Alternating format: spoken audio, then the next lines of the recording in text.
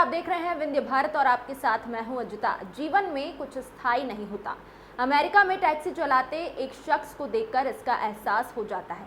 आज का ये टैक्सी ड्राइवर गुजरे कल में अफगानिस्तान का 6 अरब डॉलर का खजाना संभालता था, लेकिन वक्त ऐसा बदला कि आलिशान गाड़ियों में सफर करने वाला ये शख्स पेट भरने के लिए स्टीयरिंग थामने को मजबूर हो गया। अफगानिस्तान के फाइनेंस मिनिस्टर रहे खालिद पाइंदा अब यूएस में टैक्सी चलाते हैं। तालिबान से बचने के लिए अफगानिस्तान के राष्ट्रपति अशरफ गनी सहित उनके कई मंत्रियों ने मुल्क छोड़ दिया था। खालिद पाइंदा भी उनमें से एक है। हालांकि उनकी आर्थिक स्थिति गनी जैसी नहीं है। वह अमेरिका की राजधानी वॉशिंगटन डीसी में कैब चलाकर गुजारा कर रहे हैं। वॉशिंगटन पोस्ट से बातचीत में खालिद ने कहा, अगले 2 दिन में मुझे 50 ट्रिप्स पूरी करनी है।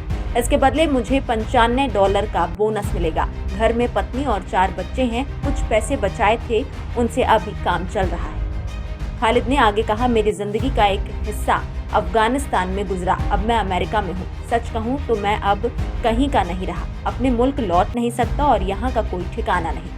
खालिद बताते हैं कि तालिबान के कब्जे के कुछ दिन पहले उन्होंने अफगानिस्तान के वित्त मंत्री पद से इस्तीफा दे दिया था। दरअसल लेबनान की एक कंपनी में पेमेंट नहीं हो पाया था और इसी वजह से राष्ट्रपति अशरफ गनी मुझसे नाराज थे। उन्होंने मुझे खूब खरी खोटी भी सुनाई थी।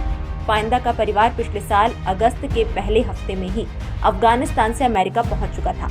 उन्होंने अपना दुख बयां करते हुए कहा कि दुनिया ने हमें 20 साल दिए, हर तरह की मदद की, बदकिस्मती से हम नाकाम रहे। भ्रष्टाचार की वजह से हमारा सिस्टम बिखर गया। हकीकत यह है कि हमारी सरकार ने मुल्क के लोगों को धोखा दिया। मंत्री जानते थे कि तालिबान मुल्क पर कब्जा कर लेगा। वो व्हाट्सएप पर मुल्क छोड़ने के मैसेज भेज रहे थे।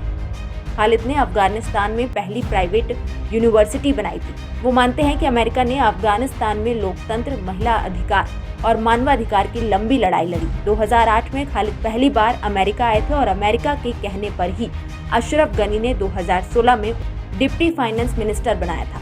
खालिद लाइफ जीने के बाद इस तरह टैक्सी चलाना खालिद को दुखी तो करता ही है, लेकिन उनके पास सच्चाई को स्वीकारने के अलावा कोई विकल्प नहीं है।